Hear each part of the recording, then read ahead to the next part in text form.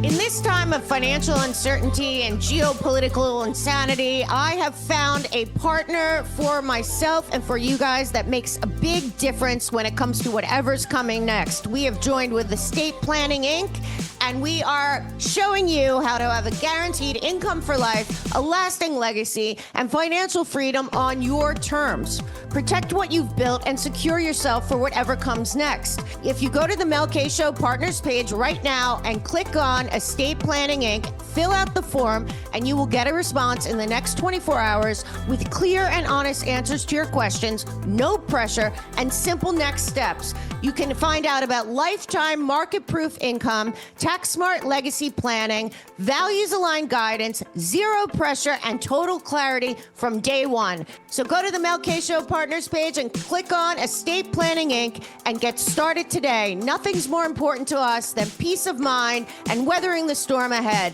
And Estate Planning Inc. has the greatest options for you to protect your wealth and to secure yourself well into the future. So go to Estate Planning Inc. or the melkshow.com partners page and get started today.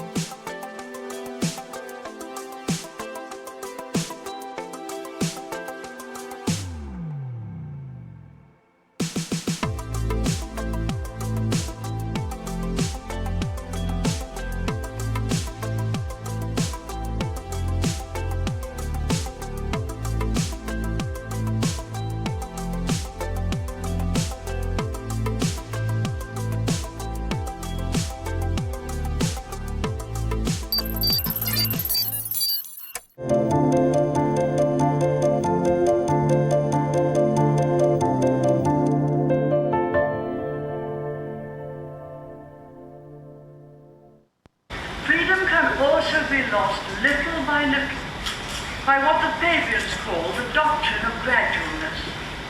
A little more taxation here, a little more expenditure there, year after year, until the people are no longer the masters of the state, but its servants. There are always, it seems, good reasons in France for the state to have more power, but rarely for the state to divest itself of power. Each new problem becomes an excuse for more government intervention and less individual responsibility. Freedom can also be lost little by little. We are live. Oh, I didn't know that she was done, but that's Margaret Thatcher talking about freedom can be lost little by little over time, gradualism, a tax here, a tax there, a federal regulation here, a new program to track and trace and surveil our safety, all of that. And we really have to all start talking about that. I hear this week is CPAC. I've gone many times in the past. At this point, I don't even know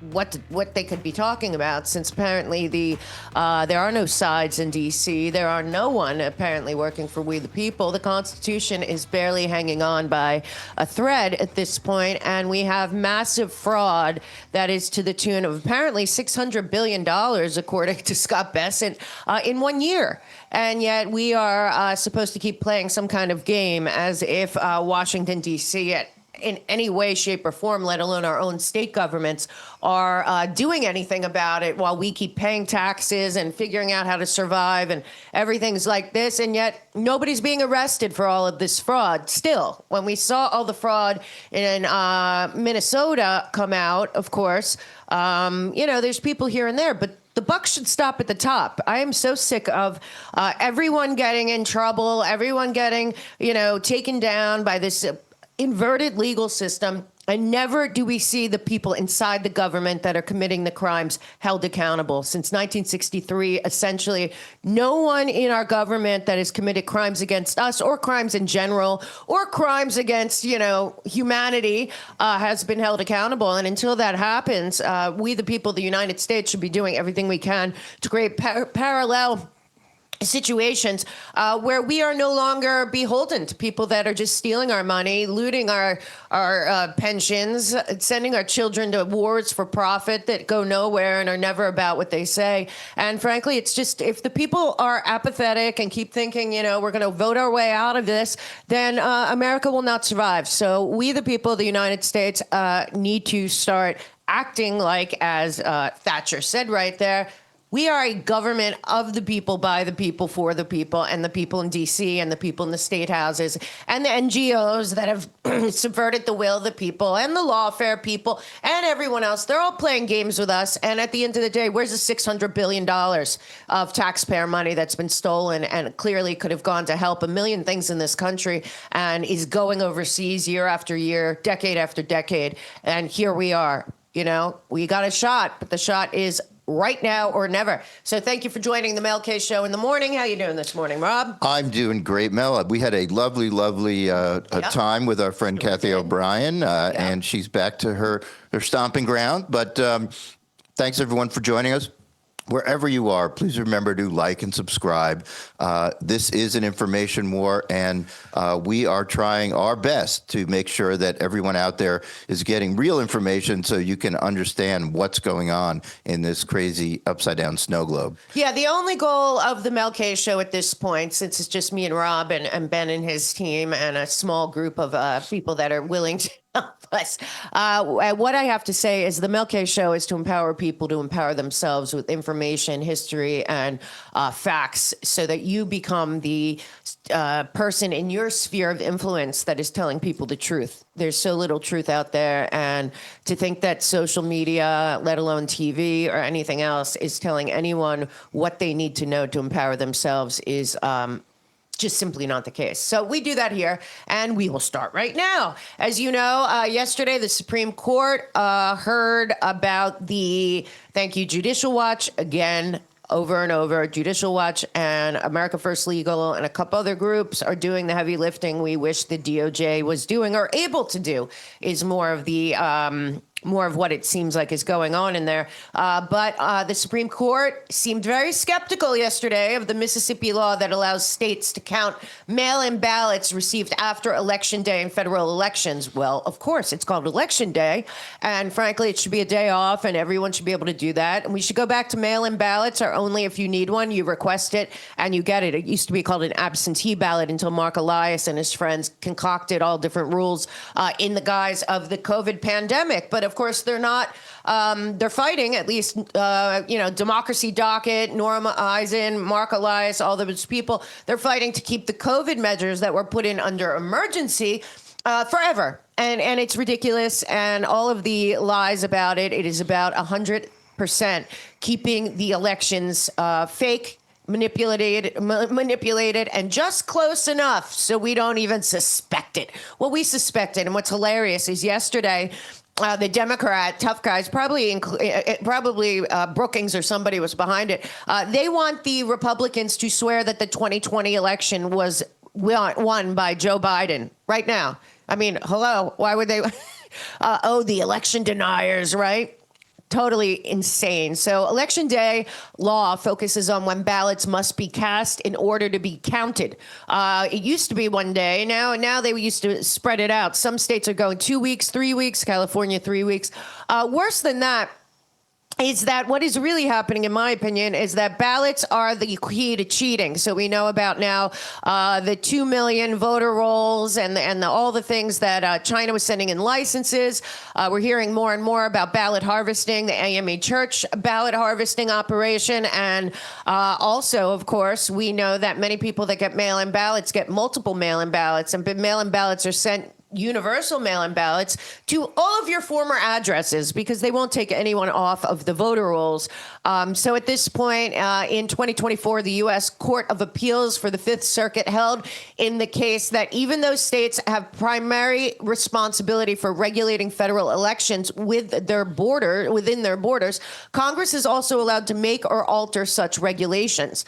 The Circuit Court held that the federal Election Day law preempts Mississippi law, preventing the state from accepting late ballots. If you do not know, after the election where Donald Trump beat Kamala Harris, for about maybe even till this day, mail-in ballots were supposedly kept coming in for Kamala Harris, and they kept upping her numbers even after Trump won the election. That should have been investigated, but of course, no election fraud that we have seen has been openly investigated, and certainly the results have not been put out there to prove it. But we do know Fulton County is being investigated now, a county in California, and Maricopa County. There's investigations into all of them. We, the people, deserve free and fair and honest elections by citizens. It's not about D.C. It's about us, and that every fake vote, every dead person's vote, every illegal vote takes away one of our votes. And it's a major problem and should upset everyone regardless of party. But again, I don't believe any people in this country right now have power at the moment. Go ahead. It's interesting, the war, the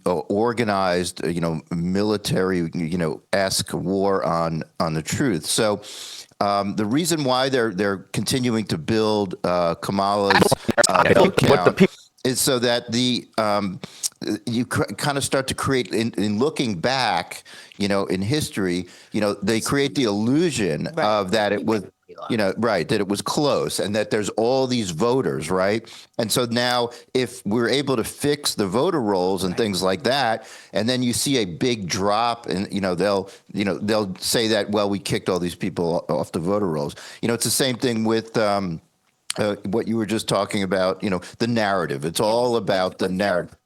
Found that Joe Biden not only got more votes than Obama or Hillary Clinton or Trump, but he got the most votes ever, and nobody believes that, frankly. But the people that do, and Mark Elias, who's been the champion of all this, these election deniers, they don't care at all. Frankly, a lot of these people would rather the American people not have a voice or vote in any way, shape, or form. And I think that that's on the way in many different areas. Don't forget, it was Klaus Schwab at Davos and Noah Harari that said that the goal really was to end voting. Why do you need voting if you have algorithms?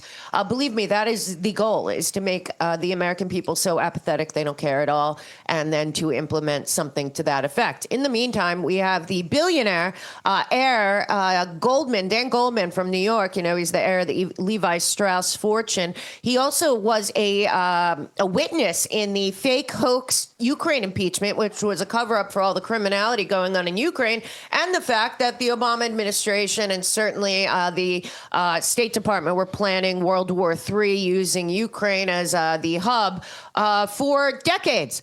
And Obama, of course, brought back in Brzezinski. They were playing around with the idea of the Third Reich, trying again with another world war on Europe's soil to end Russia and to solidify the control grid, the Agenda 2030 eventual control grid, with the banks and the international government running out of Brussels and Geneva, and of course the United States being the military-industrial complex for the world to fund everything, including NATO. And NATO has to continue wars because how can they justify existing? So we have to look at everything in the sense of the overthrow of the duly elected president, or the attempt in 2016, was very much about a world government plan order that had been going on for decades. George Soros, Brzezinski, Council of Foreign Relations, Chatham House, Atlantic Council, any of them that you look at, it was very clear that they were planning something big on the European continent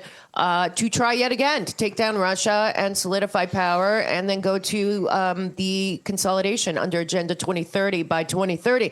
But it looks like that's not going to happen in some ways. But let's take a listen to Dan Goldman and his upsetment about the SAVE Act, et cetera, et cetera. Here you go. People in America need to understand this is not a voter ID law.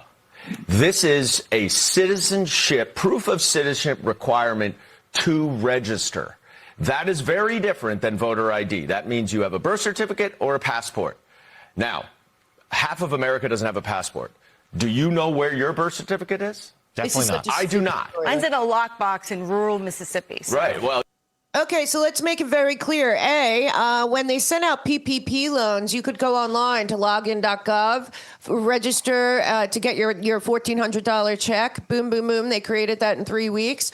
They can create a portal that if you don't have your birth certificate or you don't have that kind of ID, why not go in and get it? Because I know that I can order my birth certificate from where I was born in Pennsylvania, Philadelphia, and I can get it in the mail in 3 weeks because I've done it before. So that's a fake thing. Second, no, it's not true. People don't go back and change their birth certificate when they get married. That's a total fraud. Nobody does that. It is a certificate proving birth. It is a legal document proving birth and birth parents and where you were born.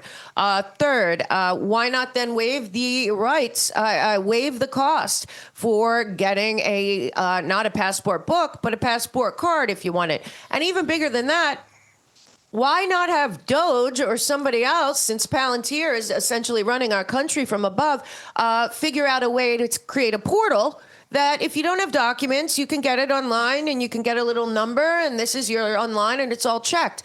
I mean, literally, it took 3 weeks when they wanted to send that $1,400 to everyone in America for everyone to go in and get their checks sent to them. Are you telling me in 8 months there's no solution to making sure only citizens vote? They think that we're idiots. And we're not. And they're acting like, yesterday I said, why is the NAACP like the front runner in not allowing proof of citizenship to register to vote? Okay, this is about registration. That's true. You know why? Because the voter fraud is about ballots. Even before they get to the machines, as the ballots come in. And what's happening a lot of times is that those ballots then don't go through the machine or purposely don't go through the machine. Then they're adjudicated manually by the people that were hired to help with the voter fraud. Also, don't forget, they won't let you take off. 12 states will not give over their voter rolls to the government to match with DHS and other different databases to get off both dead people and they're doing this with Social Security too, dead people and, of course, illegals that have already been deported that had licenses to register. This is all about ballots. And because they have such huge ballot harvesting networks built, including using Indivisible, but also the Zuckerbucks paid for that, the drop boxes, all of this was put into place because of the pandemic. So control it. You showed yesterday James O'Keefe in Los Angeles. Yep. They're paying people, $2 per signature to sign up. People. And then they're giving them addresses. You think this isn't happening in every city? And why is every city blue? You know, I mean, it's all such lies. Now listen to the genius, Spartacus, talk about why he's against it. And think about it. Think about it deeply as he speaks, because he speaks with such conviction. Take a listen. Usual bluster. He has again made this grand statement. I'm not going to sign any bill that comes to me unless the SAVE Act comes to me first. The SAVE Act is a massive voter suppression bill that would make it very difficult for millions of Americans, especially women who have changed their name on their birth certificate no longer matches the name on their real ID or driver's license. It would cause chaos to voting and really shrink the voting rolls 5 or 10%, given the effect it would have. I was talking to a retired, very moderate senator yesterday. We were both laughing. Democrats should just be quiet and let somebody like Lisa Murkowski, who did a big chart, big state of Alaska, she put up in her speech. Okay, well, if they did it maybe and used Doge and AI and compared it to knock off dead people and illegals, particularly illegals that have already been deported, that would reduce the voter rolls 5 to 10%. Exactly.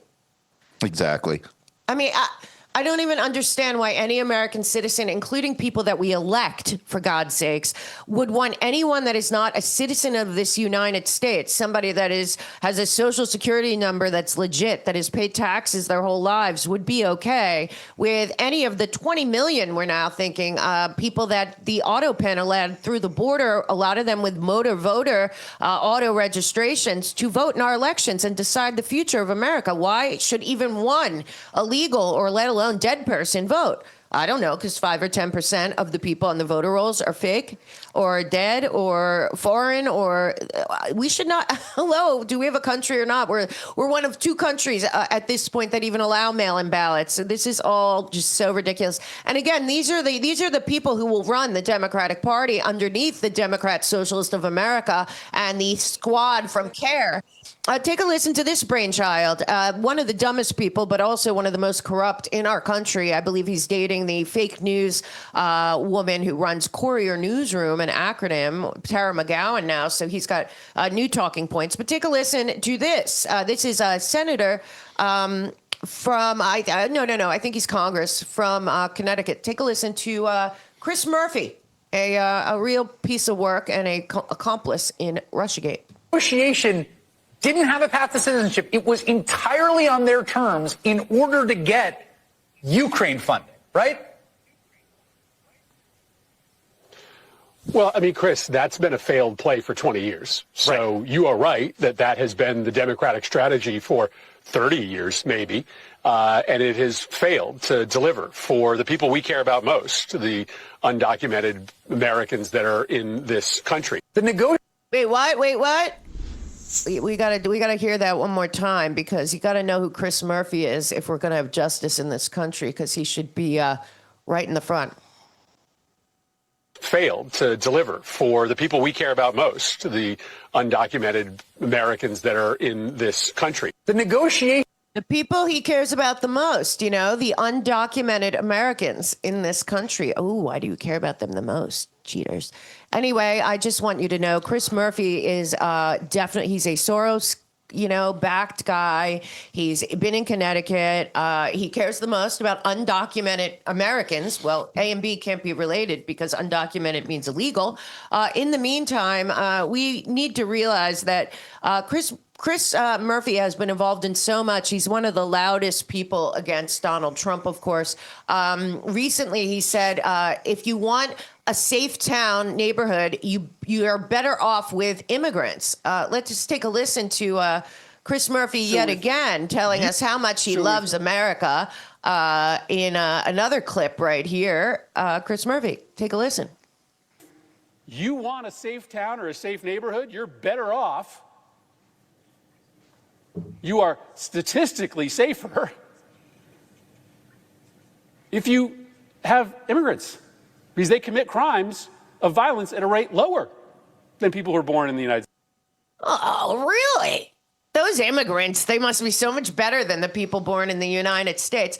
Oh, and don't forget this gem right here. Chris Murphy, this is the Democratic Party. He is absolutely below the Democrat Socialist of America that should be banned from running at all, and their partners at CARE, both anti-Constitution, anti-American, frankly, globalist-funded revolutionary groups that run as Democrats. Democrat Socialist of America are not Democrats. They are socialists. The CARE Muslim Brotherhood coalition running as Democrat Socialists of America are Sharia totalitarian people. And whoever this guy is, take a listen one more time to the Democratic Party leaders, Chris Murphy being one of them.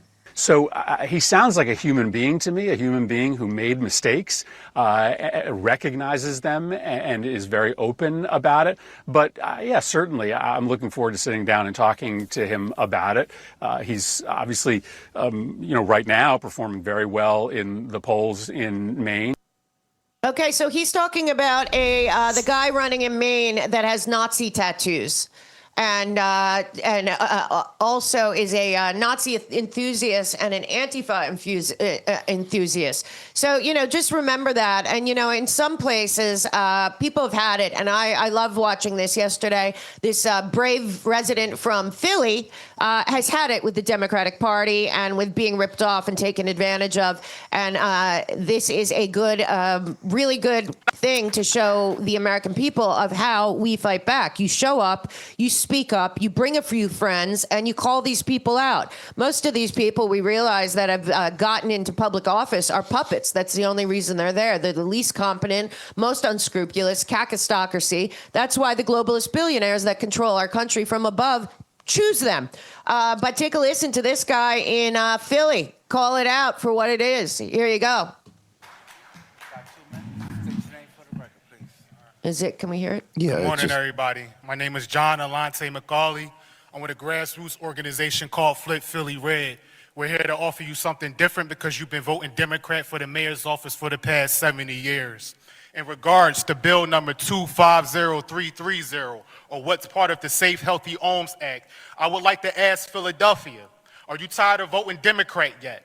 This is what communism looks like.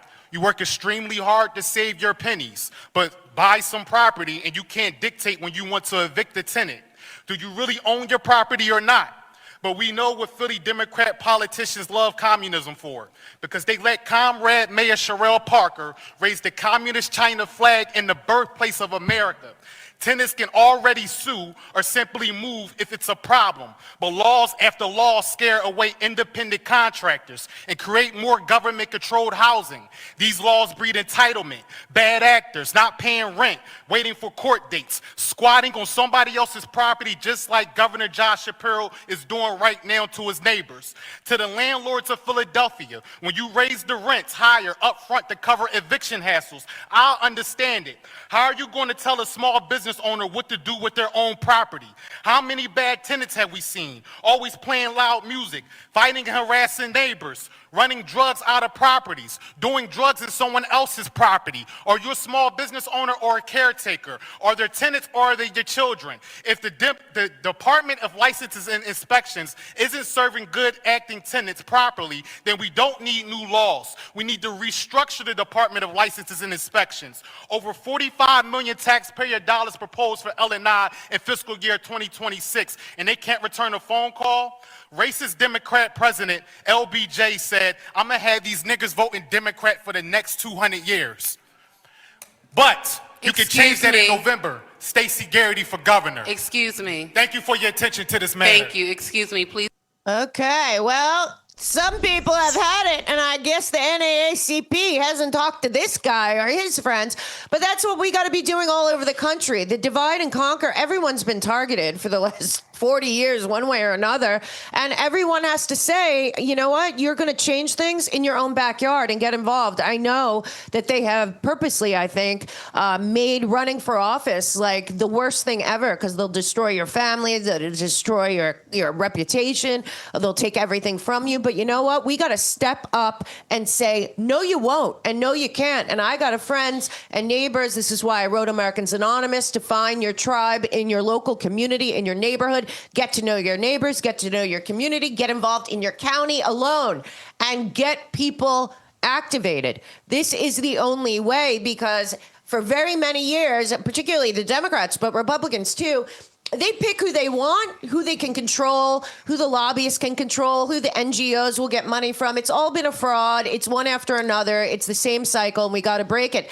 And one way we can break it, Rob, is to give men back their power. Yeah, I did want to say, yes, the thing I liked about that guy is it seems like he really has his testosterone dialed in. Yes. And I think the people that are failing this nation need to find their testosterone. But before we go right there, I just wanted to mention that there's a few people in the chat from the Philly area, and I know you actually are from the. I was born in Philly, right outside. So they wanted to know where they can find that clip, or if you can post it. Maybe you can put it on Substack or something. I'm going to start doing that as we bring in our new pal. I'll post it on X this afternoon at Mel K Show, or when I'm done this show. But also after what we're working out now to help us, help you, help us. I am bringing somebody in who really knows how to do Substack, and we're going to, after the shows, I'm going to send them the videos and the articles I use on the show, so you can see right after the show.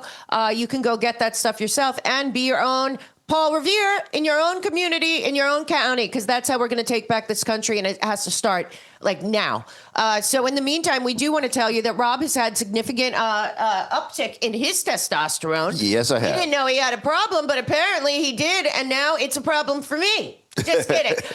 So we just wanted to mention again, we're Rob's loving Neutronics Labs Men's Edge Testosterone Booster, and he's been taking it every day, twice a day. And I say to him, "What are you doing?" And you put it under your tongue, very easy. It tastes delicious, actually. It's a deer. It's based on a deer antler formula. Stuff, antlers, deer antlers from China, but not Chinese. I mean, this came from China 2,000 years ago. They were using deer antlers as medicine. And apparently this great doctor that we found at Neutronics Labs figured out how to continue that, and I didn't know, and it's fascinating stuff. We love Neutronics Labs, particularly Rob, but it also helps with muscle mass and strength, bone density, sex drive, a little too much, and mood improvement. Right, Rob? Absolutely. Yep. And it also helps with nitric oxide, which helps blood flow. Again, blood flow. So it's a really amazing product. Like I said, it tastes great. Yeah, Rob's loving it. And you can get, if you go to neutronicslabs.com/MelK, so that's neutronicslabs.com/MelK, and I put that in the comments, and you get 50% off with auto ship. Yes. And you also get a free platinum bottle of IGF-1. So do that. I'm telling you, it's for the men out there. And they also, there is a woman ones. And tiredness, but I will tell you, it is really helping Rob, and it's very clear and very obvious. And you know what I'm saying, ladies and gentlemen. So neutronicslabs.com/MelK, neutronicslabs.com, or click on the QR code. Remember, 50% off with that auto ship. That's a great value. And you get that free bottle of IGF-1. And if you use code MELK, it's an additional 10% off. Yes. So if you want to help support the show and support, so many things about your body that you will be very excited about, check that out. Yeah. So back to us. Let's talk about lack of testosterone. Of course, the Democrat Socialists of America are trying to get rid of Adam Schiff. I mean, of Adam Schiff, I wish. Of Chuck Schumer, worse, both worse. But the truth of the matter is that the Democratic Party is completely taken over by the Democrat Socialists of America at the top. And as I said, CARE and the Muslim Brotherhood, both of which should be banned from having candidates run in America. They are totalitarian, anti-American, full revolutionary American hating groups that are rising to predominance. But in the meantime, as the DSA openly discuss getting rid of Chuck Schumer, take a listen to how ridiculous this guy is. What ridiculous. Take a listen.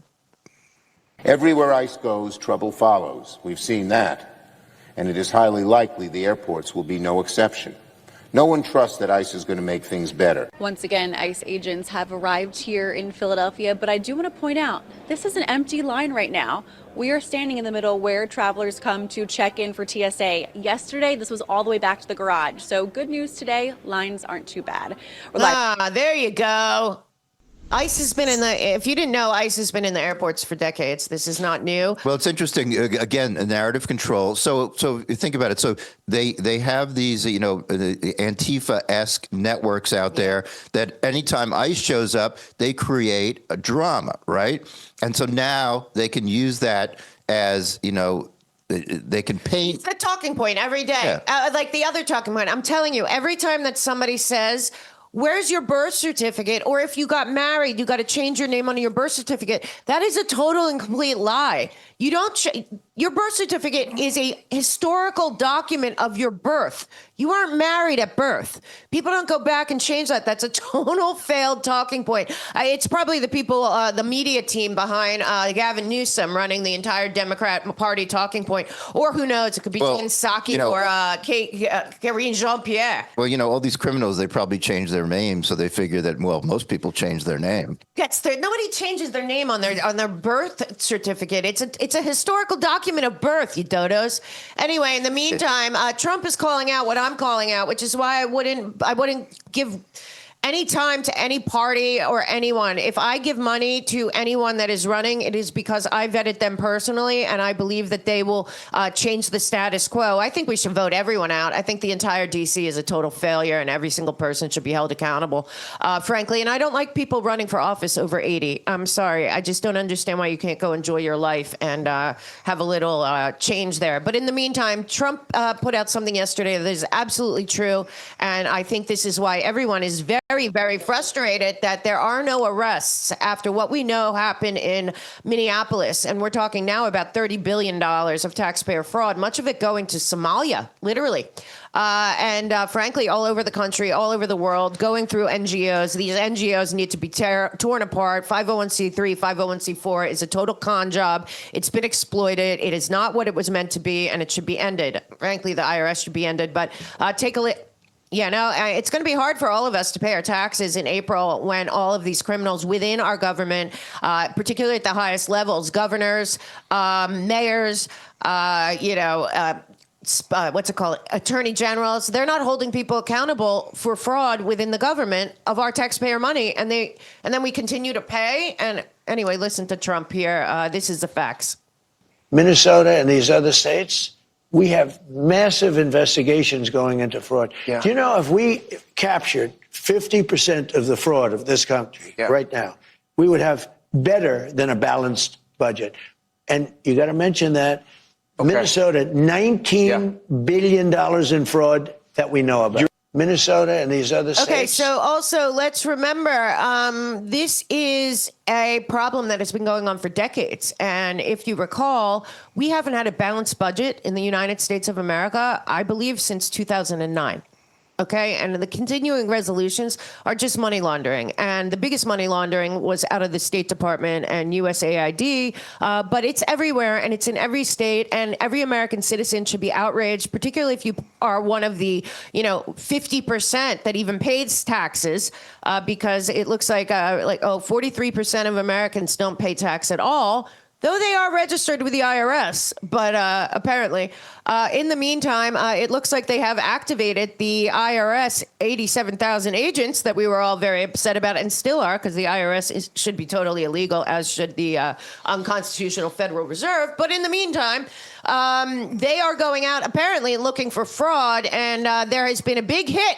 Of course, California is going to end up being the biggest fraud in the country. But take a listen to this, and don't forget, we've had no justice for anything that happened in during COVID, during the pandemic, and all the billions and billions of dollars that disappeared while the insurance companies and the PPP people, and I believe a lot of people in the government through insider trading made a fortune off of the pandemic. Take a listen to this. Good morning, everyone. My name is Matthew Gagliotti, and I'm the head of the Justice Department's Criminal Division. Thank you all for joining us today as we announce the largest coordinated healthcare fraud takedown in the history of the Department of Justice. Today marks a decisive moment in our fight to protect American taxpayers from fraudsters and to defend the integrity of America's healthcare system. We are announcing today charges against 324 defendants for their alleged participation in healthcare fraud schemes involving approximately $14.6 billion in false claims submitted to Medicare, Medicaid, and other healthcare programs. In a takedown this large, I can't possibly describe all of the work that went into dismantling each scheme, but there are 4 key points that bear emphasizing. First, let me be clear about what these healthcare fraud schemes mean for every hardworking American family. These criminals didn't just steal someone else's money. They stole from you. Every fraudulent claim, every fake billing, every kickback scheme represents money taken directly from the pockets of American taxpayers who fund these essential programs through their hard work and sacrifice. And when criminals defraud these programs, they're not just committing theft. They're driving up our national deficit and threatening the long-term viability of healthcare for seniors, disabled Americans, and our most vulnerable citizens. This enforcement action involves the seizure of cash, as well as luxury vehicles and properties, returning real money to American taxpayers and to our government healthcare programs. Second, we are seeing a disturbing trend of transnational criminal organizations engaging in increasingly sophisticated and complex criminal schemes that defraud the American healthcare system. As part of this takedown, we've identified and charged defendants operating from Russia, Eastern Europe, Pakistan, and other foreign countries. These individuals have infiltrated our healthcare system to steal American taxpayer dollars. As just one example, we dismantled a scheme involving a sophisticated operation run from Russia and Eastern Europe that strategically bought dozens of medical supply companies in the United States and submitted more than $10 billion in fraudulent healthcare claims to Medicare. To make matters worse, these perpetrators used the stolen identities of more than 1 million Americans spanning all 50 states to perpetrate this scheme and submit these false claims. But I'm pleased to report that federal agents intercepted and arrested key members of that organization at U.S. airports and the U.S.-Mexico border, cutting off their intended escape routes. The days of transnational criminal organizations using the American healthcare programs as their personal piggy bank are over. Okay, I also want to tell you that the other part of this that will come out is that 324 doctors, nurses, and medical executives were also charged in this. It was called Operation Gold Rush. You can look it up. I can't wait till we get the system ready so that I will put all of this stuff on Substack after the show. But it is pretty repulsive. 324 doctors, nurses, and healthcare executives. Of course, Elizabeth Warren and the insane judge in Boston that blocked RFK Jr.'s questioning and changes to the vaccine program for newborns and children that blocked it. I mean, a district judge in Boston blocked HHS. It's insane. But you might want to know why, because the fraud with Big Pharma and the kickbacks our government's getting, particularly this lady, are insane. And we still have not seen any justice for the bioweapon that was sold to us as a vaccine when they knew it didn't work. It was neither safe nor effective. And it was pushed on millions of Americans, and we haven't even seen the fallout yet. But take a listen to Elizabeth Warren, who gets, I think she's the second largest receiver of donations from the pharmaceutical companies. And I'm still waiting for RFK Jr. to pull the plug on pharmaceutical companies advertising on television. We are one of 2 countries in the entire world that allows that. And frankly, it is a bribe to the television stations and their news to not focus on the problems with vaccines, let alone the 80 vaccines that now American children get stabbed with, most of which they don't need, and we are trying to figure out. And Elizabeth Warren was behind and supported the judge who blocked RFK Jr.'s vaccine studies and strategies to change things and make children healthier. Here's Elizabeth Warren complaining about her best benefactors. More profitable. In fact, he may have the opportunity to bankrupt the vaccine manufacturers, and then nobody gets vaccine. Profitable.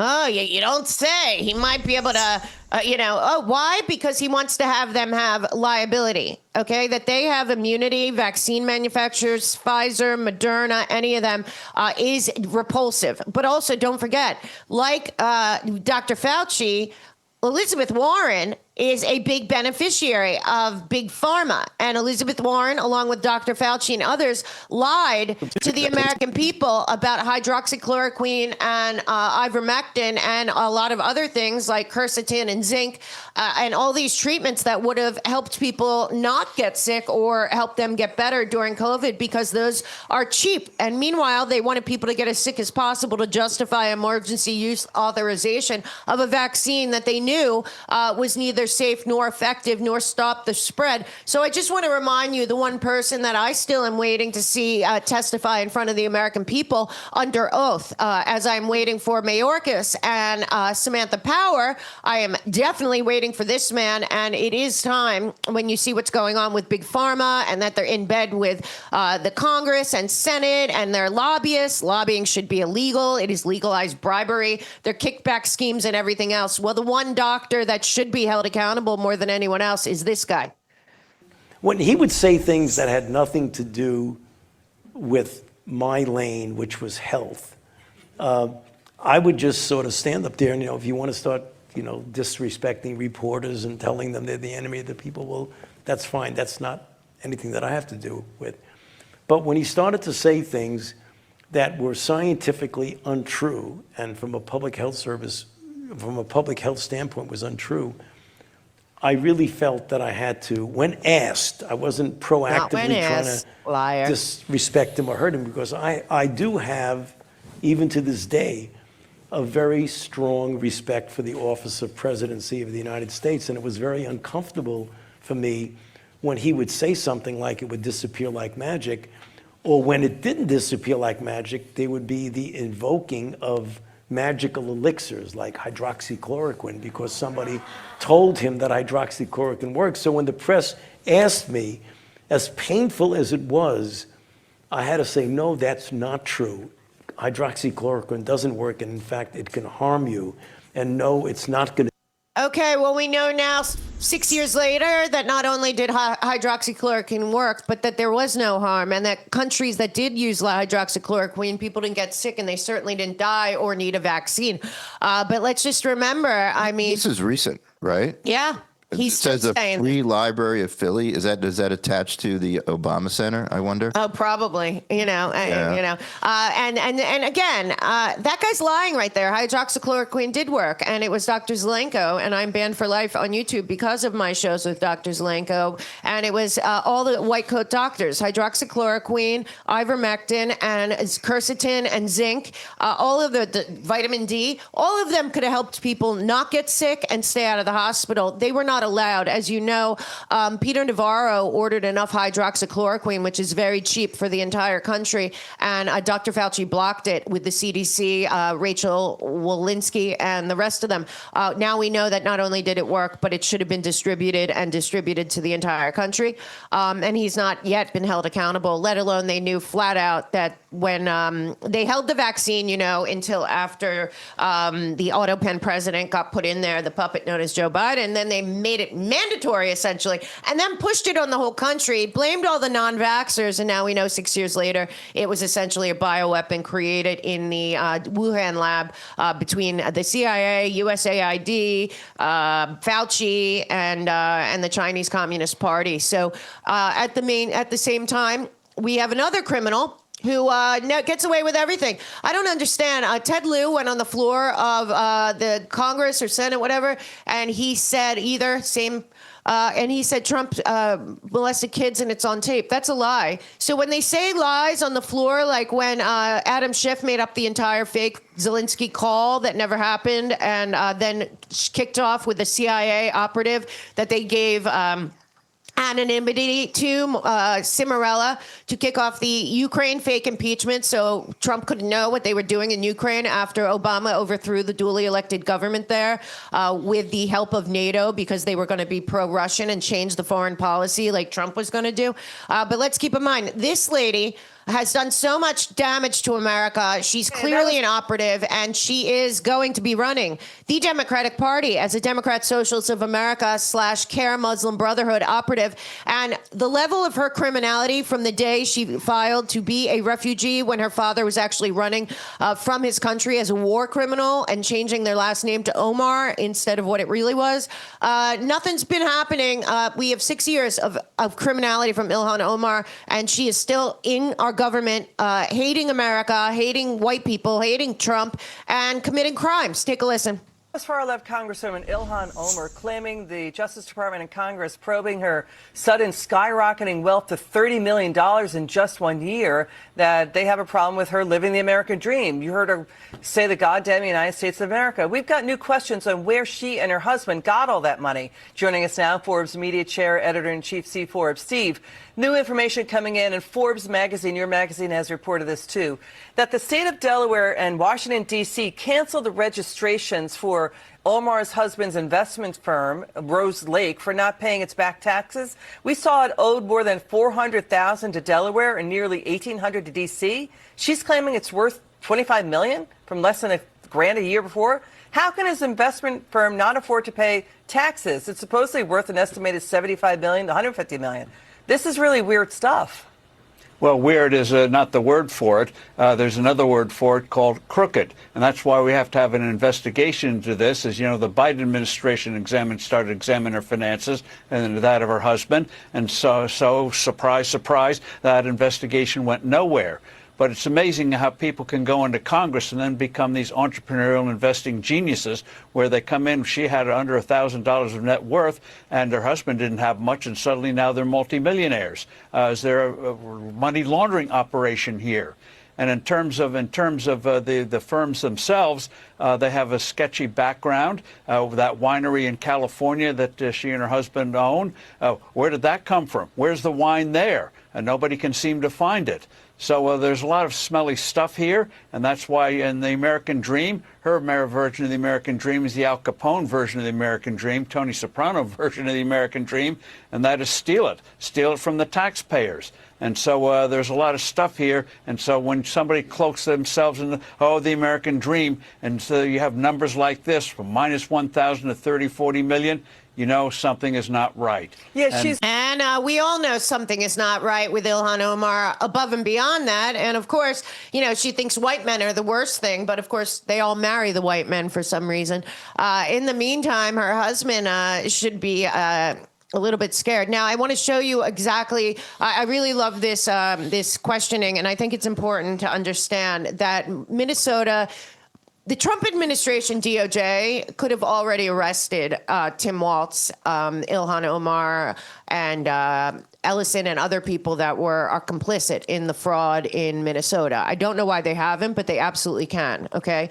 We need to understand using federal funds fraudulently is a major crime, particularly when it's the governor. But what we know is that the low-level people get arrested. The higher level people don't. And I really admire this questioning of one of the biggest and most dangerous people, because I believe that there is no legal situation that I've seen in the last, well, I guess there's so many, but nothing was more unconstitutional and vicious, and I believe illegal, or whatever the case may be, than the George Floyd case against Derek Chauvin. That was not a fair trial. It was a setup. Ellison ran it, and now he's being asked about the fraud in Minnesota. And take a look at what he has to say about the illegals that have committed, at least that we know of, $11 billion in fraud out of the Somali community. Remember, the ICE uprisings are the exact same district, location, and everything else as George Floyd operation. Meanwhile, George Floyd's family settled with Ellison for $27 million for wrongful death before Chauvin and 3 other innocent people went on trial in a mob trial that they would not move out of town. And I will tell you right now, that Chauvin case has to be looked at, because this is the Attorney General. And take a listen. So Ilhan Omar is in that district, that there's so much fraud. She is personal fraud. And this is the Attorney General that presided over the Floyd case and the Somalian case right now, where he's caught on tape taking kickbacks from them and still sits out there free, as does Tim Waltz and Ilhan Omar. Take a listen. Your state, 10,000 people that were here illegally, that had criminal backgrounds. Is that a good thing or a bad thing? If you're asking me are you asking me to rely on what the Trump administration has said? Assume it is true, because I think you're going to debate me on this. They have removed tens of thousands of people across the country that are here illegally, that have committed crimes. They have a criminal background. Is that a good thing or a bad thing? I agree with the general premise that we should remove the worst of the worst who are not authorized to be in the United States, who commit crimes. Okay, so if they're here illegally and they've committed burglary, should they be removed? What was that? Ma'am. You said yes, I just couldn't hear you. Ma'am, look, I think I answered your question. You didn't. I'm asking you now. If you're asking me, this is a simple question. As if somebody commits a crime, if someone burglarizes someone's home crime, and they're here illegally, should they be deported? If somebody commits a felony offense, I mean, but it's. Okay, let me make it simple. If they are drug trafficking and they are in Minnesota and they're here illegally, should they be deported? Have they been convicted? Let's assume they've been convicted. Yeah. Okay. If they have broken into people's homes or committed theft, or let me go as far as saying, if they've committed fraud and they're here illegally, should they be deported? Have they been convicted? If they are in the process and they have a background of a criminal conviction for any crime, should they be deported? People who have been convicted and are not authorized to be in the country should be removed. Okay, if they've been convicted and they have an application in process or they've claimed asylum, should they be removed? Don't we need to find, if they have a criminal conviction for fraud and they're here illegally, or they have a process pending, should they be removed? If they have a criminal conviction for felony fraud and they're unauthorized to be in the country, they should be removed. So do you think it would shock the federal government when in January of 2026, you said, and I quote, we're not going to help the Trump administration. We're not going to devote the resources of our state to help the Trump administration. That's not our business. We're not going to help them. We're not going to do their bidding. I'm glad you asked me. Hold on.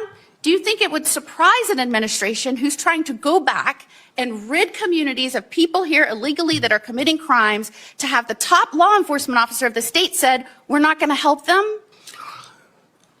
So, Senator, here's the thing. The federal government is a government of limited and enumerated powers, among them immigration enforcement. Do you think you should help remove people here illegally that have committed crimes? Should you help the administration We should obey Minnesota and federal law. That's what we should do. Does it surprise you that you said you think you have 7 counties that have entered into 287G out of 87 counties, 7? Would it surprise you that Florida has every one of our counties signed up to help the administration rid our communities of those that are here illegally committing crimes? It would neither surprise me or not surprise me. Does it surprise you that states you're are having different. all of these problems in Minnesota because you have a top cop that won't help rid its community of those here illegally committing crimes? You know what? It's a tale of 2 states, a tale of 2 attorney generals, and how this is all playing out. It should surprise no one in this country. And in fact, let me go a step further. It should surprise no one in this country that the problems that we have had in your state as a result of a top cop not working with law enforcement to make its community safe and rid people here committing crimes, that you're seeing what has played out. And let me just say, that's actually wrong. That's actually quite wrong. You cannot have an attorney general certainly disagree with that. post pictures supporting Antifa with an expectation you are going to have a civilized, stable, safe community that works with federal law enforcement to deport criminals here illegally committing crime. That is a joke. And it is also the reason why you have a crisis in law enforcement ranks. You have such a high vacancy rate in your state because no one that wears a badge and does these dangerous jobs believes that their top cop supports them. And as the wife of a law enforcement officer, I think that is a shame, and your state deserves better. And there you have it. Minnesota, crime scene waiting to be exposed, yet no exposure.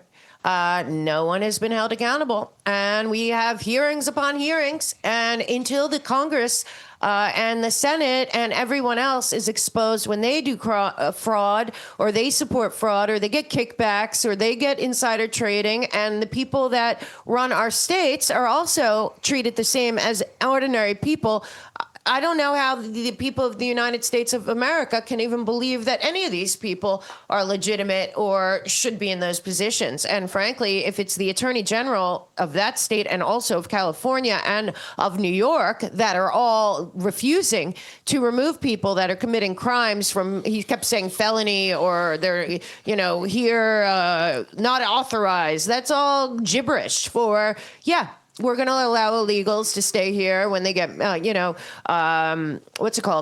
misdemeanor charges or when they're waiting. It's just all gobbledygook. In the meantime, we have to really pay attention to what is happening in the financial world and elsewhere. But before we do that, I do want to bring in my friends from Givaderm because they are having a great spring offering. And as you know, Givaderm is my number one source for all skincare and body care and everything like that for now almost 2 years. I love their products. I love them. And they have a great special right now. So I wanted to bring in our friends from Givaderm and let them tell you about it and encourage you. We are a partner of Givaderm. Buying from Givaderm helps us, help you, help us. And at the same time, it's just an amazing product line that is completely natural, is made in America by great people who really, really care about the quality of life for all Americans and came to develop this product out of necessity for a lot of the products that are on our shelves that are not good for you. So thank you for joining us, ladies. Hello. How are you? You guys. Look at you guys. Look at your skin. You're proof that goodness gracious. That product it is Givaderm. It is the 5-step system, which I get upset if I even forget to do it at night. Then I get up in the middle of the night and I go in and do it. So, ladies, let's tell them a little bit about your spring special and what they can expect from that. And also, if you want to just briefly tell who you guys are and how you got here.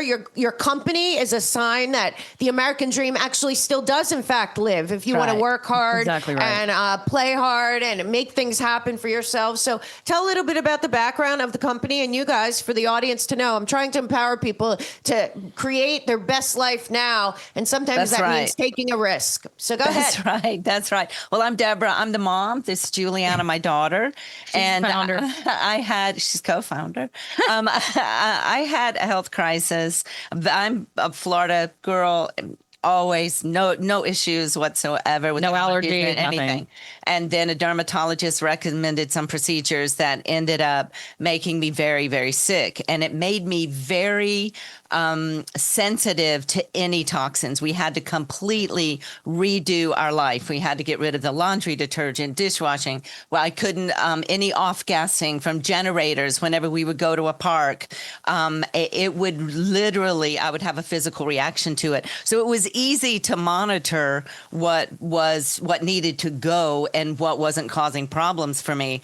And shockingly, the luxury skincare that I was using was causing issues, and we couldn't believe it. Prescribed by her dermatologist. Yeah, okay, prescribed by her dermatologist. That's real. So anyway, we decided to make something that wouldn't be harmful for me, because I became the canary in the mine.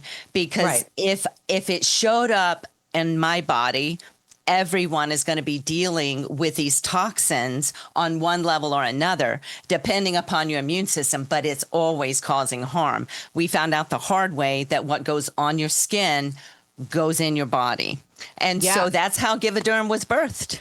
I know, and I love it. And the one thing that people have to understand is America doesn't only allow pharmaceutical companies to advertise on TV, which it needs to end, but America also allows a lot of stuff into our skincare and our home products and our bath products that are banned in the EU and other countries because they're toxic. Most of our products that are on the shelves in the Rite Aid or Walgreens or whatever, they would never even be allowed to be sold in foreign countries because of the toxins in them. So, I mean, it's a very big deal, and you really do have to look into it. And at Givaderm, they've done the heavy lifting for you. So, Juliana, why don't you tell us a little bit about the spring special and what you are doing to help people get their lives and their skin and their health back through Givaderm and your amazing products?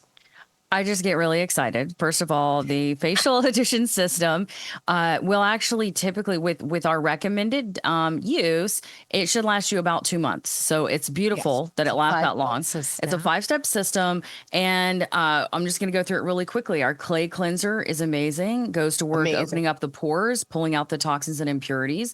Then the vitamin C serums helps brighten, tone, foster collagen production. Uplift, which is step number 3, packed full of phytoceramides. So it's going to go to work repairing and restoring any sort of broken fibers in the skin. And then, Bamboo Mist is married to Uplift. That's step number 4. That's a hydrator, super restorative. And then lastly is our Nourish. And Nourish seals the deal on the previous 4 steps, does a beautiful job bringing exquisite moisture to the skin, as well as bioavailable ingredients. And so it's beautiful. One of my favorite ingredients in there is Cagilia, used in multiple countries to heal anything from eczema to leprosy. So a beautiful, beautiful 5-course meal for your face. And then we also, our big special right now is backed by popular request. It literally, it's probably one of our everybody's favorite. Our top 2 sales is the holiday season and this one. And so it's buy any facial edition and get a free eye cream, which is a $79 value. Our eye cream helps to do 3 things: reduce puffiness, dark circles, and fine lines and wrinkles. So it just does a beautiful job as well. At the very end of using Nourish, we recommend using the eye cream, and it's definitely this is an incredible sale right now. Yes. Yeah. And it comes in one box with a total. That's all you need. That's all you need. Yeah, Everything is in there to clean your face, to get rid of wrinkles, to impurities. The spray wakes your face up. It's just amazing. Everything is in that box. 5 steps. It will change. It's changed my face. Smells delicious. Rob loves it. I love it. And use it puppy. Puppy loves it too. Gosh. Absolutely. Which matters the most. Absolutely. The And the most house. amazing thing on top of this sale is that they get to use your promo code, which is MELK, and they'll save 10% in addition to the free product. And so they can go to givaderm.com or your partner's page and use code MELK. It's incredible. We love this. Is one of our favorite times of year. Everything's blooming, everything's amazing, and we want to prep the skin to come out of winter and embrace summer. So that's kind of where we are right now. Okay, awesome, ladies. We love you. I love this. It has changed my skin forever. I'm never going back to the shelf. It will always be Givaderm for me. And everyone, give it a try. It's great. It's a great brand. And also, they're true patriots. They're everything's done, the way that we would hope. And they are the American dream. And I hope everyone out there is finding their American dream and realizing, the government or whatever isn't going to save you, but you can save yourself. And they have done an amazing job building this company. I've watched it over a couple years, and God bless you guys. And I see how happy you are, and you've been very good friends to me and the show. We love you guys. We love you guys. We're so excited. And if you buy something over there, don't forget you are helping the Mel K Show. So use the code MELK, and we'll see you guys again. Thank you so much for everything on every level. Bye. Bye, guys. Bye. So, folks, we have to talk about something pretty important coming back in directly to where we are. So, as you know, there was a flotilla from Code Pink and a bunch of the Palestinian groups that went this past week to Cuba to do a hands-off Cuba event there in Cuba. And of course, a lot of people were looking at that and thinking, well, this is weird. It looks like it's the No Kings protesters, Indivisible and other groups. But where's the money coming from? Well, as we've been telling you now for 5.5 years, the money is coming from globalist billionaire oligarchs that have NGOs. Particularly this one is from the same guy that's funding No Kings and has funded a lot of the uprisings. His name is Neville Roy Singham.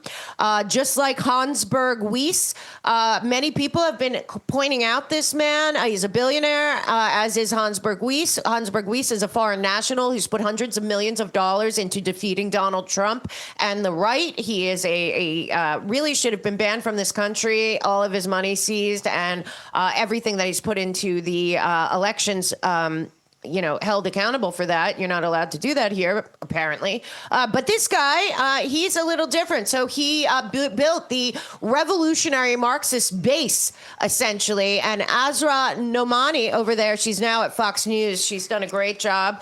She's on Fox Digital, but she has come out with a 5-part series that everyone should watch. And you can also follow her online. So at the center of this is a transnational network that is funded by Neville Roy Singham, and his partner is the co-creator and the head of Code Pink with Medea Benjamin, who led the flotilla that included also Greta, the climate change gnome, into Cuba. So basically, Jody Evans is Neville Roy Singham's wife, and they both are together, and they fund and support the Chinese Communist Party openly. There's a video I'm going to show you in a minute. They work with the Chinese Communist Party and praised Xi Jinping, the People's Republic of China, et cetera, et cetera. They run something called the People's Forum, and they also run Code Pink.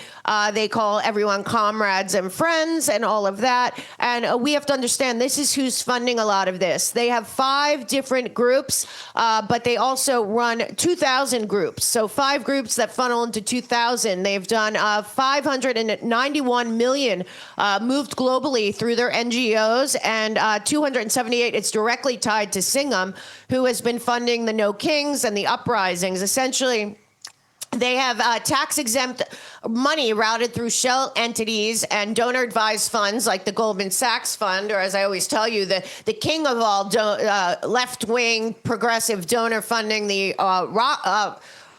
Rockefeller Family Fund, or the Rockefeller Philanthropy Advisors. Again, we also have talked many times about Arabella and Tides, all the dark money that's flowing. So through their People's Forum, $278 million has flowed to 6 nonprofits that are run or controlled by Singham and his wife, Jody Evans.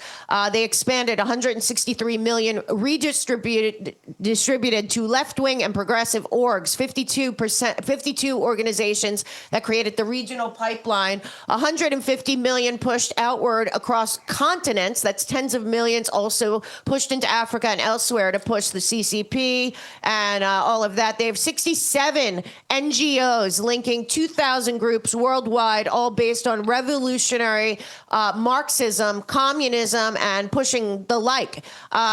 This is him, if you don't know him. This is him at a conference in China. Speaking about his organization. Take a listen. This is the man, one of the men behind all of the uprisings on campuses we've seen in the last few years, behind No Kings, behind Indivisible, and behind the pro-Venezuela, pro-Cuba, communist Marxist movement in America that includes the Democrat Socialist of America, Code Pink, People's Forum, and others. Take a listen to Singham. Thank you, comrades, friends. This study was conducted by almost 40 people, our friends at Guangzhou, Professor Liu. Many contributed to the editing and ideas. And it was actually something that made me very angry to do this research. Because when you realize those people in Leningrad, the people in China who died, whose stories are not told in movies in the rest of the world. In China, you have your own media movies, but remember, the majority of people in the global south, they watch Hollywood movies, and their stories are actually the stories of the American British. My father also was in Burma. There are 12 million people who died in South Asia, not in China, in this war. Half of them at the hands of the Europeans and the Americans, and mainly the Europeans. In Africa, also, 2 million died. The Japanese came here in to China in 1931, but in Ethiopia in 1935. This fascist lie that the West says that there's a battle between fascism, democracy, and communism. They make a fake argument that there are three systems. I think Vijay has done a very good job of explaining that, in fact, fascism is actually a face of capitalism and imperialism, as is colonialism. These are the three faces of a system that quite now is getting very, very dangerous for us.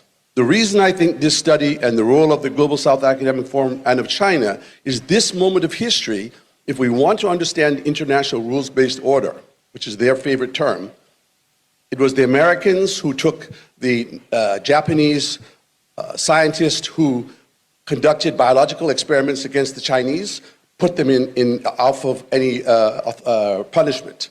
It was the English who took the Italian fascists and made sure they were. Okay, so in the meantime, this is the guy that people have been talking about. Apparently, he's under investigation by the DOJ, but it's not going so fast as he undermines the United States of America and supports the Democrat Socialist of America and all of these Communist Party groups in America. So what we know for sure is that there's a $600 million far-left essentially scheme to rewrite the American mind, and that is so go check out Ezra Numani's piece. But what you should know is that two federally funded professors are currently just attended the anti-American conference in Cuba that man's funding. They partnered with the Palestinian Youth Movement, of course, that was the movement behind all the uprisings on campus supporting Hamas and Palestine. And now at the same time, we have two professors from Rutgers University and George Mason University that have taken their students with them onto the flotilla. So here you have, this is what's going on in Cuba. You can throw that on the screen. So here's the leaders of the Palestinian Youth Movement, a professor from Rutgers, a professor from George Mason. They're all at this Nuestra America conference in Cuba, funded by that guy, Singham. And of course, these are professors and students from our country that have been lured into this idea that the Communist Party of Cuba and Castro are the good guys. In the meantime, what we should know is that this group, essentially, they're useful idiots, as we know, but it includes Code Pink. So Code Pink is funded also by Singham.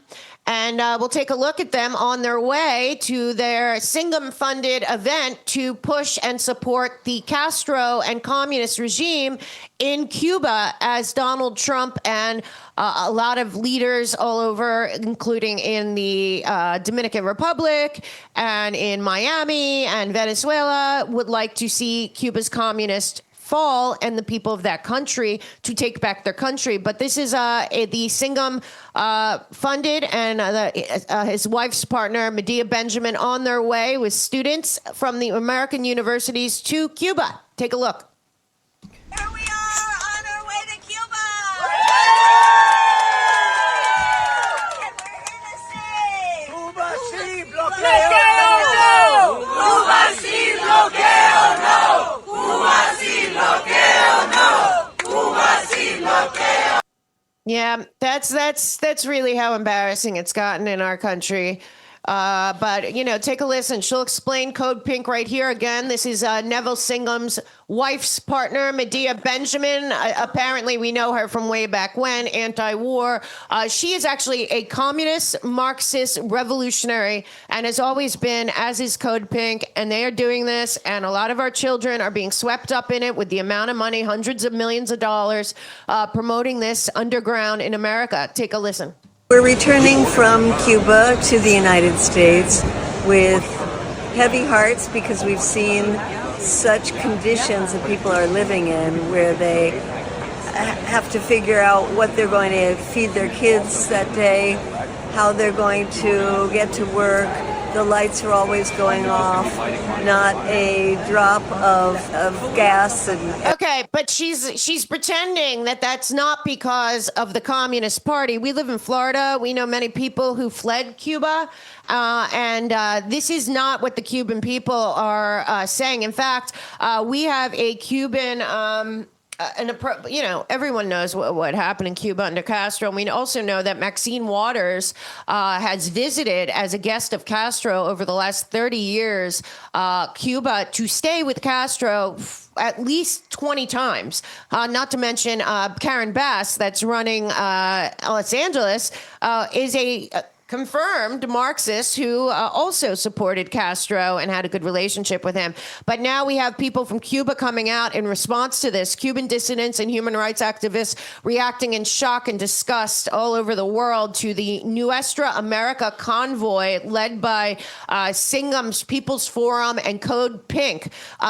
Essentially, the people from Cuba are coming out all over, and they are having a lot of issues with this. So basically, if you look online, you're going to see that they're putting out documented cases of their families being tortured, put in jail. They don't want people to understand that most of the people in Cuba don't live like Castro and the people around him, and they're hiding it. So they're saying basically to leave the country, and it's been blown up into everyone's faces. But again, this is funded openly by somebody that they fully, the DOJ, FBI, the Treasury, the IRS, they all know about the People's Forum and Singham and all the things that they have funded on our soil for all these years. And yet here we are still dealing with this. And they're openly, brazenly going to foreign countries, supporting communists, then coming back here and going on campuses and doing that. Meanwhile, the actual people that are oppressed in Cuba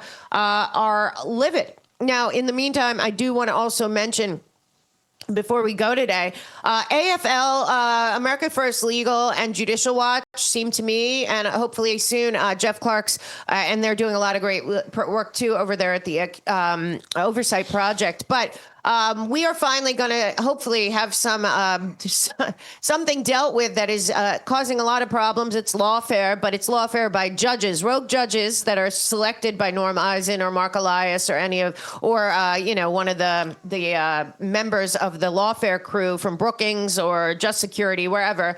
235 judges were put in under the auto pen that are far left progressive. But the worst ones are the ones like Judge Boasberg in the district court or Judge Murphy be in the Boston court or whatever, but this is not how it's supposed to be. A district court judge is not supposed to be president of the United States or override the executive branch. This has never happened, and the Supreme Court already knocked it down. But Norm Eisen and his friends don't care. So America First Legal is urging Judiciary Chairman Jim Jordan, who has charged no one with the weaponization hearing that went on for 2 years that affected me and millions of people out there, including a lot of you.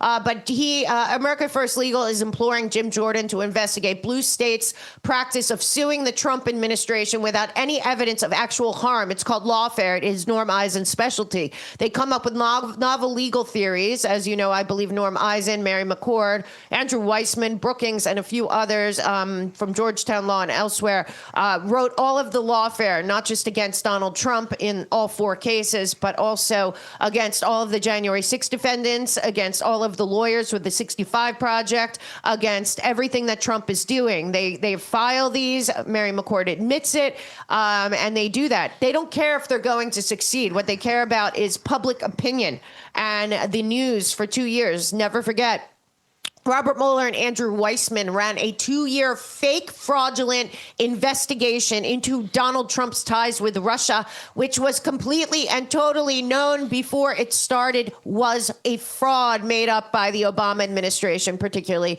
Strzok and Clapper Brennan, after Hillary Clinton and her legal team, and that would include, of course, Mark Elias, ran Hillary Clinton's 2016 campaign with John Podesta and also Jake Sullivan and Gensler.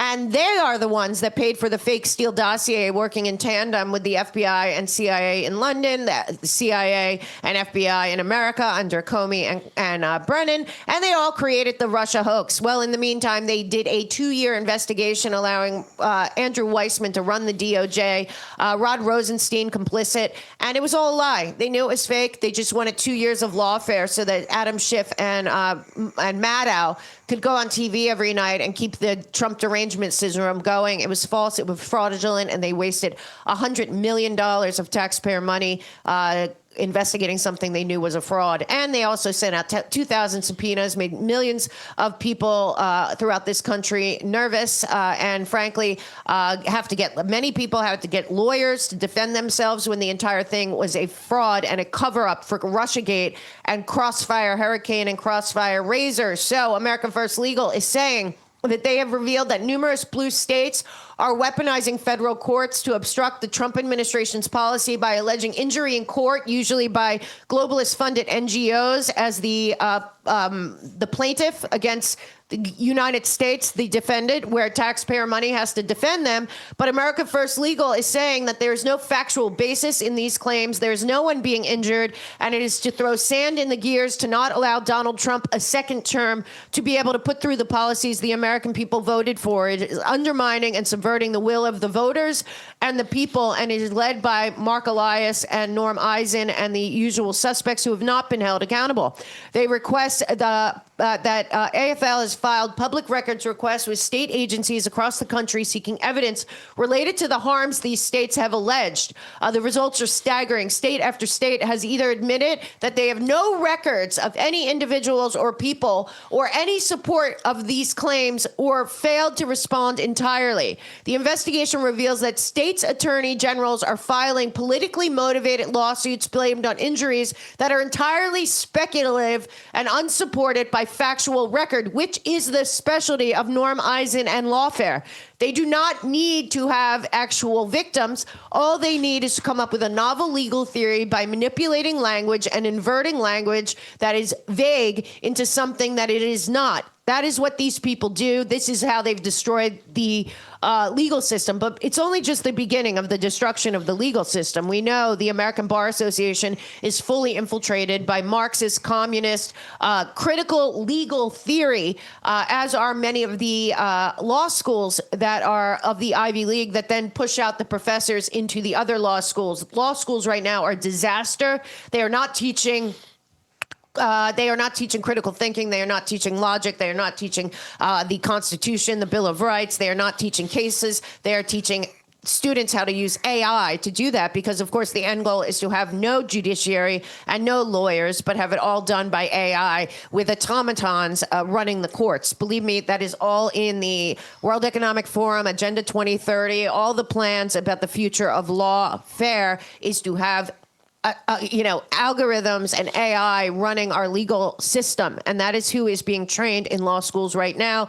And believe me, I believe that is the case. And Norm Eisen is at the top of the lawfare game. Under Article 3 of the U.S. Constitution, a plaintiff must demonstrate a concrete injury to have standing to sue in federal court. AFL's findings suggest the liberal-run blue states are making a mockery of the foundation and requirement. Again, we know that this is Norm Eisen and the rest of them, but I do want to show you something about judges are complicit in the murder of innocent people and repeatedly allowing criminals out of jail.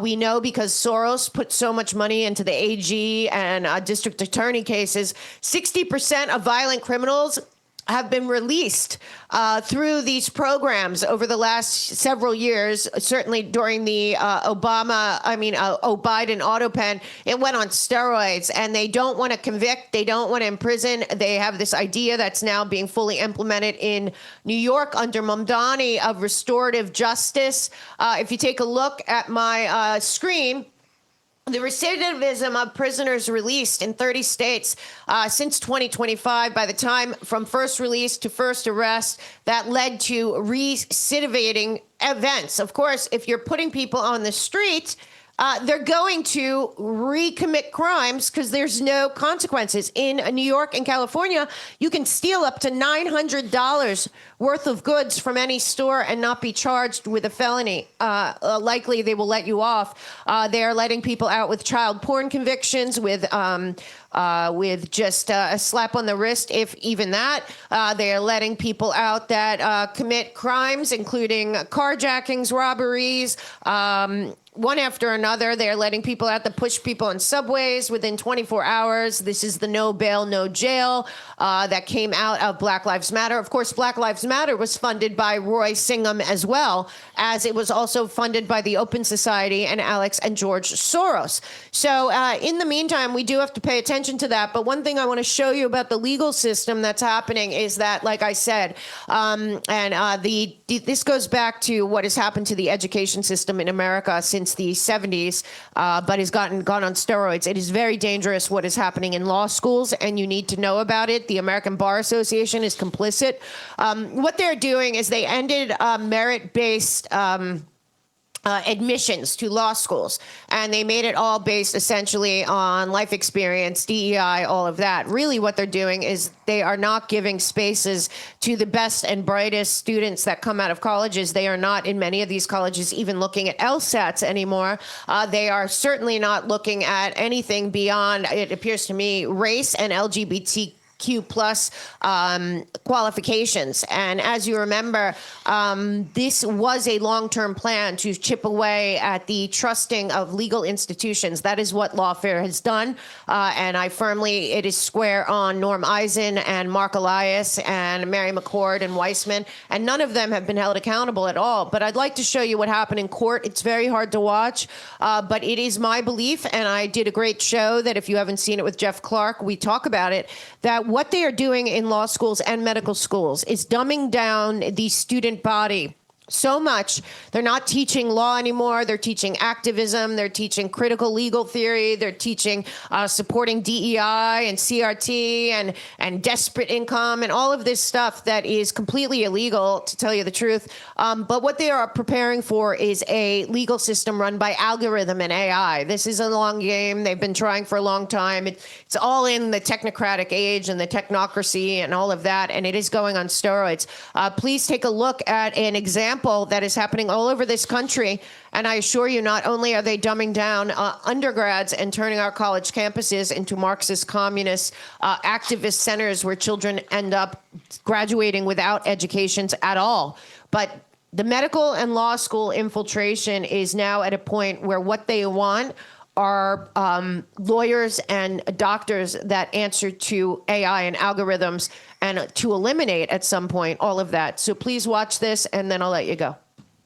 So before you sit down, Yes, there's sir. one more thing I need to ask you about, unfortunately. In reviewing the trial court's order denying the motion for new trial, there are at least 5 citations to cases that don't exist, and there's at least 5 more citations to cases that do not support the proposition for which they're cited, including 3 quotations that don't exist.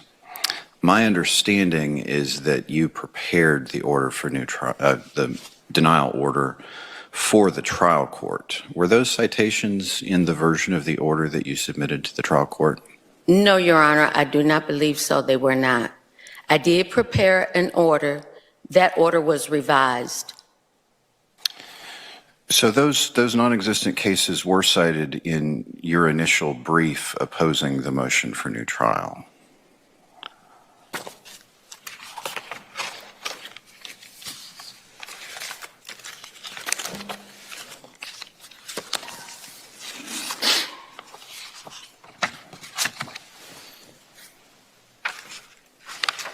Your Honor, I'm not aware of that, but I would be glad to research that and provide the court with a supplement. Okay, we'll get a briefing order out directing. Okay, so what happened was she used ChatGPT to write the brief. And it's happening all over this country in courts everywhere. So not only has Norm Eisen and his friends And it put in fake cases. cases. And it's happening all over the country, and it's causing a major backlog. And this is because that's what they did. When they took out merit-based admissions into schools, and they stopped looking at LSATs, and they started looking at only people that were ideologically aligned with essentially Eric Holder and Barack Obama and their critical legal theory and their idea that certain people deserve to be able to do crimes, and that all that they've done, and then the lawfare that has been promoted by law schools, particularly Georgetown Law, Harvard Law, Columbia Law, and what's the other big one that's very, very big in this? Chicago. Essentially, what they are doing is they are not having lawyers come in and learn law, learn logic, learn the Constitution, learn all of that. What they are doing is having them come in and learn Marxist and communist and frankly, critical legal theory, which is critical race theory, which is Marxism, instead of law that decides cases based on race, on gender, on sexual preference, all of that, and also decides punishment. This is where these same judges that they put in are coming out of as well. This is not law and order. This is not justice. This is not truth. This is manipulating the legal system. It's an ideology. As a weapon of destroying America from within, because our judicial system was one of the best things we had. But since 2016, but honestly, it really started under Obama and Holder when they gutted the DOJ from top to bottom and replaced all of the best lawyers, essentially, with people that were ideologically aligned with either Marxism and critical legal theory, or with Eric Holder's idea of black versus white justice, or if you read the book Injustice or Sidney Powell's License to Lie, they weaponized it against we the people, the National Security Division, the Civil Rights Division.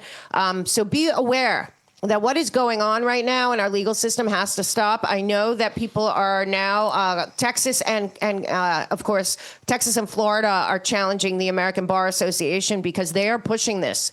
And we can't have a country where everyone that's coming out are rogue judges, rogue lawyers, rogue law clerks, rogue, we don't want that. We want human beings to be in control of deciding cases in court. And that is, the goal is to end that completely and have lawyers that can't do it, that are not educated, that are not intellectually advanced, and that are not striving to live and die by the Constitution and their oath. They want automatons that will do everything by AI and algorithm, and it's going very fast in the legal system. This is one of thousands of cases in the last 3 years, and that's below Norm Eisen and his friends' lawfare. But it's the same thing. It is about bastardizing and making the American people believe that we have no justice. And right now, we certainly feel that. So keep that in mind. We have a lot to cover tomorrow about tokenization and Larry Fink's new letter for BlackRock. We're going to talk about